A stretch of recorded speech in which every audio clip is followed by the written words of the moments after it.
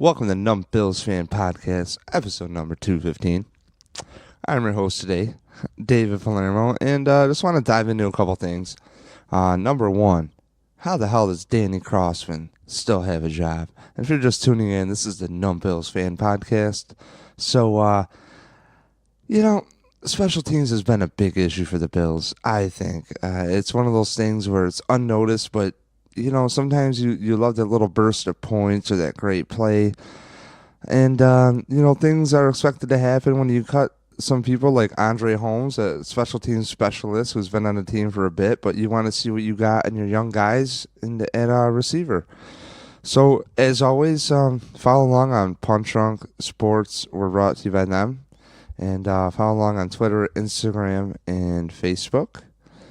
And, Numb Bills fan everywhere. Also, the Bills lost to the Jets. How do you do that? The defense, unstoppable. Special teams, whatever. Let's get into it here.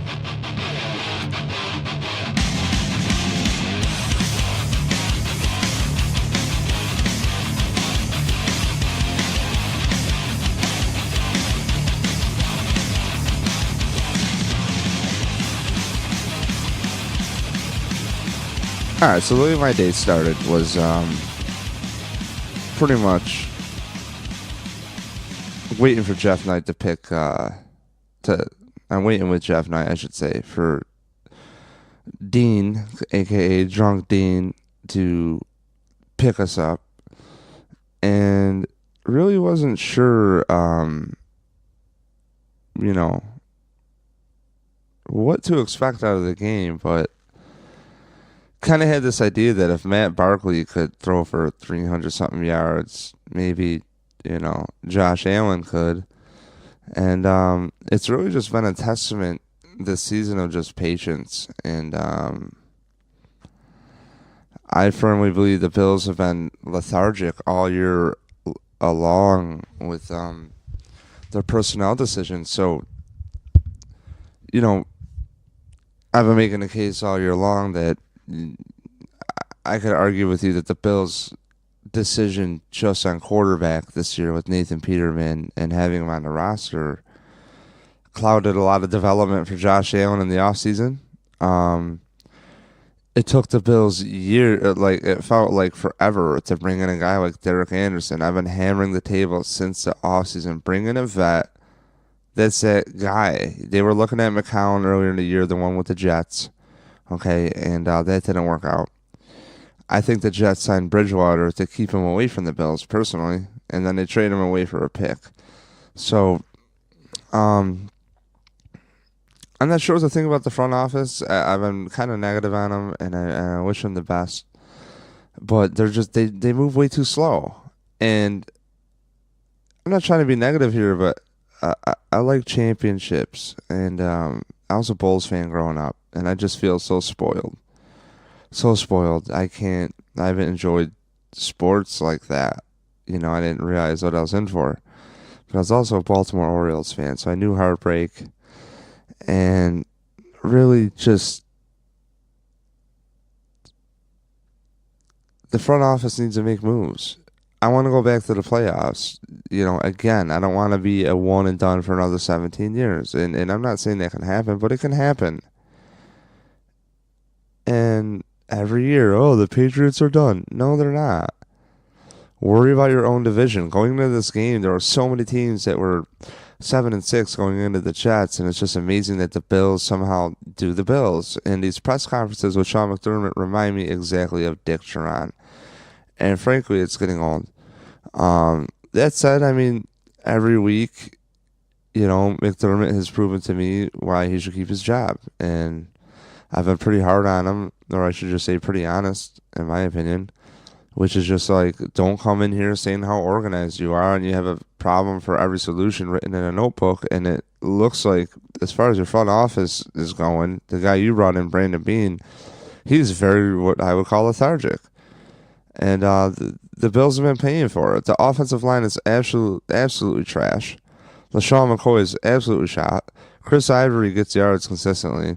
I don't know what's up with McCoy. It takes a lot for me to say that. I'm a McCoy fan here. Big McCoy. I loved it. A lot of people Some people are like, oh, I don't know why you trade a linebacker. I loved that pick. The only problem you could say is you brought in a running back and then you paid him all this money. And that's like kind of like yesterday's thinking. And when the Bills actually do throw the ball downfield, it's a modern day thinking. They get penalties, they get things. And, Josh Allen's development is the number one thing that they say, right? So what are they trying to do? Develop him into concussions? I don't understand Bills fans. Um, you know, I'm not like some people who are just so diehard Tyrod Taylor, but my whole point ever with Tyrod Taylor is it's a game of chess. What are his strengths? Nick Foles just won the Super Bowl. Carson Wentz isn't looking all that hot. So, I mean, what are we doing here? Dak Prescott, 1 year to like a year and a half ish, good, right? So, defenses catch up, and guess what? When Josh Allen's back is against the wall and he needs to throw his way out of it, do I trust that he can get the ball downfield? Yes. That Charles Clay throw at the end of the Miami game, that's a touchdown. Any way you want to call it, bad throw from Josh Allen running, two different directions and then another two different directions, finally rolling out to his left for his life, and gets the ball off. It's not an easy throw. It's not an easy throw when you got anxiety, you got people breathing down your neck, you know where people are coming from. It's different when we're sitting here all warm and shit. But on the real,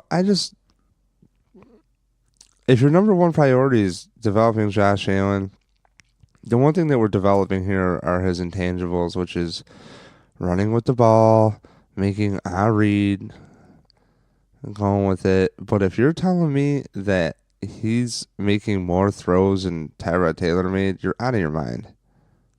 You're out of your mind. We're living and dying on a big play with Josh Allen. I'm cool with that.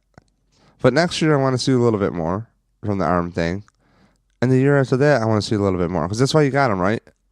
You want a guy who's so good he can throw the ball, and you had to give away 2 starting second-round picks for Josh Allen, which one of them was coupled to be Sammy Watkins. You gave away a left tackle to get Josh Allen. And the kid is running for 300-yard games in a row, which is neat. But for all the people bitching about Tyrod Taylor, what the fuck is up your ass if you love this performance by Josh Allen? Or Josh Allen? Like, really, what the fuck is your problem? Shout out to my friend Josh Lyons, if anybody picked up on that. Love you, Josh. I'm sure you're not listening, but some people here, we know you. We love you. Rochester Hardcore Support. Don't worry, buddy. We got your back, fam. Miss you. Love you. But what are we really developing here? That's what I want to know. That said, I can't wait to watch Josh Allen. I love watching him. He is so fucking fun. The Bills are fun to watch. I got to say, the Bills were fun to watch against the Jets. They're putting up points early. I need to see some kind of not a zero going into halftime. And so at the game, it was cool. Watching with Jeff Knight. Scott Campbell showed off a little bit with his friend. Kind of empty around me a little bit. Sat in the cushy chairs, somebody else's seats. I know I can't afford them for an extra $50 a chair, but they were really worth it. They were good. So we sat with Dean and his dad. Love Rich, powerful Rich, and the special teams. I want to dive into that. Danny Crossman, Bills special teams. Is just absolutely mediocre. Danny Crossman was a mediocre hire from the get-go from Doug Marrone, and Danny was with the Detroit Lions, okay? And I don't have any rankings up here because I'm irresponsible right now. So it's just early in the morning real quick. But to give you an idea, he had won, if you look it up, he had won like pretty decent year as a special teams coach. Everything else has been mediocre. Okay, to not, I even think top 10. So I kind of wonder, like, for years, how this dude still has a job, because I don't know shit, dude. But I went to camp a couple years ago, and I had that access for training camp thanks to Eric Turner. Give him a shout out. Check out cover1.net if you haven't. Good breakdowns. If you're looking for comedic entertainment, that's not the place. I'm your guy. If you're looking for in-depth, breakdown of the Bills with some deep conversation of other scouting around the league, there you go. Cover1.net. Free shout out, Eric. So, Danny Crossman, I just think he's a joke. He's just not good. And I don't remember a touchdown. Somebody was trying to tell me Brad Smith, I think it was Leotis McKelvin. That was the last special teams touchdown. And then when the ball is kicked off, these guys can't even cover, right? And then the defense is supposed to stop them inside the 10. I can't get mad at the defense at all. The defense has stepped right the fuck up. Matt Milano, sorry about your fucking leg, man. Holy shit, dude. You played out of your mind. You've been really one of my favorite players to watch since camp. Since I was watching Danny Crossman, not be able to find a guy that fucking actually look at the ball in Ross and be able to catch it at training camp a couple years ago. And I was just like, how does this guy make it to the team? Who's scouting this guy to play this position? He can't even fucking play center field catching a ball. You have no depth perception. You're in the NFL returning kicks. So am I shocked that the special teams is just not good ever? I mean, they're missing kicks. But when people say, hey, they're making all their field goals, you got to accept it at some point. So, I don't know. He was with the Carolina Panthers, Danny Crossman, before, of course, from 07 to 09. But I don't even think Sean McDermott was with the Panthers then. So, that beep is my coffee being done. So I'm going to wrap up this podcast soon.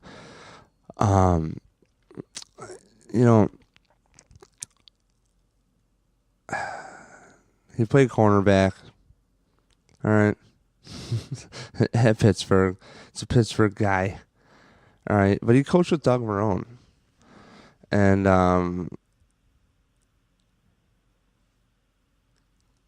honestly, I wasn't stoked on a hire from the get-go. And I know it's just a special teams coach. But when you're watching the Bills, and the Bills are in the division with the Patriots, you need as many things going as right as possible. Hence, all you assholes who are listening to this, who are clearly obsessed with the Bills as well, and you want to see some wins, right? So how the fuck are you going to do it with this mediocre goddamn special teams coach? I really do not understand. I mean, you can do it, right? And I will laugh at people and say, maybe we could do it, okay? But field position is a real thing sometimes. Do I think it's overrated when coaches have coach speak? Yeah. Do I think it's bullshit when McDermott goes up there and goes, look, our number one thing is to protect Josh Allen. And, we have that conversation behind closed doors about running and when not to. Okay, I'm so slow to the party. That's clearly a PR line, So, now the Bills had their best special team season in a long time last year. And, they're ranked 7th on Bills.com, okay? It says here, present Bills, 2017. Hauschka was great. Right, but I want to talk touchdowns. I don't give a fuck about the kicker. The kicker I expect him to go in under 52. Make it happen. In 2016, the Bills had a unit that was 6th in punt return average, 6th in punt return average against, 4th in gross punting average against, and 2nd in net punting average against. So that's cool. In 2015, Colton Schmidt set a franchise record with 41.3 net punting average. Well, I watched Colton Schmidt that year too, and he had so many errant fucking punts. I never knew that Mormon was such a fucking Hall of Fame punter. Really. I don't care if you can only punt the ball 48 yards. sometimes to like 30 yards at the end of his career. Guess what? That ball had hang time. We were able to get there. And in 2014, the Bills ranked second in the NFL in the Goslin ranking. So I guess, he's done okay. But, I mean, those are some good rankings. Oh, what are you talking about? Sixth, second, fucking, duh. I don't know, man. The special teams has lacked. Like, it's just really lacked. And, again, on the Lions, he has another kicker. Jason Hansen set a team record and career high with 134 points in the 2012 season. He was a Lions special teams coordinator from 2010 to 2012, okay? And your highlight's the fucking kicker. I mean, you don't have a choice. They just put up points. Like, no shit, your highlight's the fucking kicker. So, as far as the Bills' future build, not trying to sound depressing. It's just my wife is asleep, and I'm not trying to yell here and be a douchebag. So, I'm going to wrap this up. What do I see from the Bills here? Love the defense. For real. Love the defense. Matt Milano has been such a great player to watch. I am bummed that I'm going to lose a few games of development with him. He's coming along. I like Tremaine Edmonds, young player. I love the team. You know how I roll, people. I love the players. Love the players, love the players, love the players. Something I want to get into, I saw Aaron Williams kind of like posted some shit on Twitter. Want to see what the information was. And supposedly he was disrespected by the front office of the Bills and yada, yada, yada. I don't know if he's not working with them anymore or what the deal is. I'm like at work with a life, not listening to Bills talk right now. So just kind of been doing my thing, focusing. So if you need any remodeling done in the Rochester, New York area, Bring On Home Inc. It's my own remodeling company. Let me know what you want done. I don't care if you want a fucking pier and a pond built in your backyard. I will find somebody to build you that. If you want to build a spaceship, I'll get in touch with Elon Musk. We'll get them down to your house. It's going to cost a lot of money, though. I don't fucking play. So any remodeling inquiries, send them my way. Shoot me an email. Dave@NumBillsFan. And Rochester area will travel to Buffalo for the right price, but it will be more expensive. That said, Fraser Painting and Drywall is one of my old friends out there. So, call him if you need painting and drywall and or whatever else you need done. And I'm about to go break some bread. But on the real, just want to leave people on a positive note. The season will be fun, the rest of it. If Sean McDermott is back next year, I guess right now I'm into it. Earlier in the year, I give it 4 games, guys. 4 games. That's it. Let me see what you got on your offensive line in 4 games. You can't figure it out? Let's make some fucking roster moves. What happens? They cut Calvin Benjamin after the fucking trade deadline. You can't even get a 2025 bag of footballs. Maybe throw a needle in there too, not a heroin needle, and fucking call it a day. No, you don't. You sit on your hands. And now you got receivers actually getting separation, and you had a quarterback in there, Matt Barkley, come in and throw for over 300 yards or something, and off the fucking street. And we're seeing these other guys like Mullins, third-string quarterback, tearing up the 49ers for a few games, showing some potential. Okay, tearing up. Might be over-exaggerating here. And then you got Nathan Peterman, who does not even belong in the fucking league. And to me, that is a glaring fucking need. The goal is championships, right? How is this building a championship? We have a roster with Kyle Williams that the front office is probably going to play hardball with. Okay? And they're, you are 36. You are old as fuck. What about Lorenzo Alexander? The dude is in amazing shape. Love Lorenzo Alexander. He's a testament to what hard work is about. I am 34 years old, and frankly, in the best fucking shape of my life, physically, at least looking-wise. And it's always just a testament to people that you want to get your fucking shit together, do as an offensive lineman. Get your head out of your ass. Do whatever people ask you within reason that you are enjoying doing. And I try to take this advice to work for myself.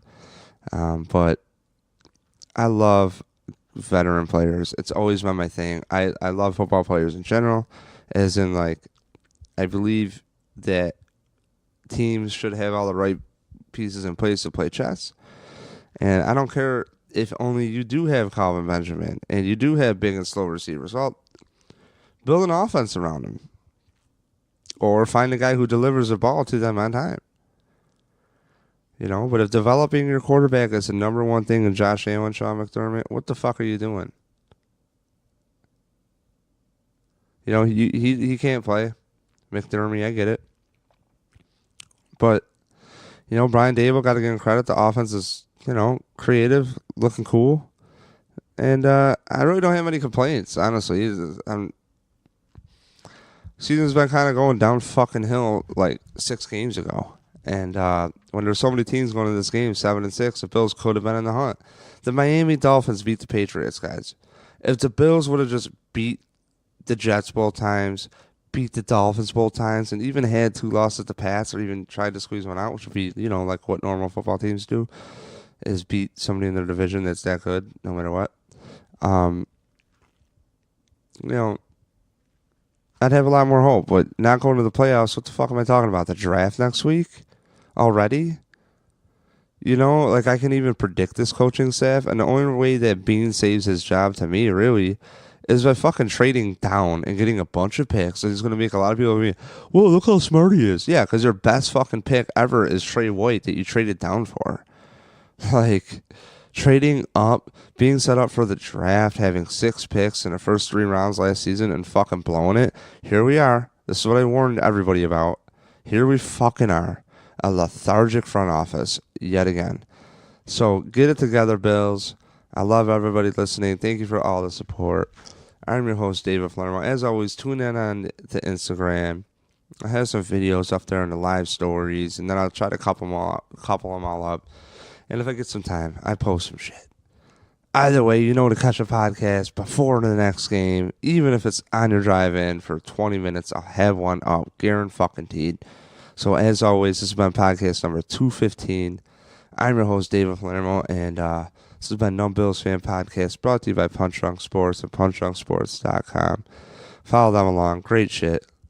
Love that podcast. So it's proud to be able to even just say their name with this podcast. So very influential. Their family of friends and comedians doing podcasts inspired moi to do a podcast.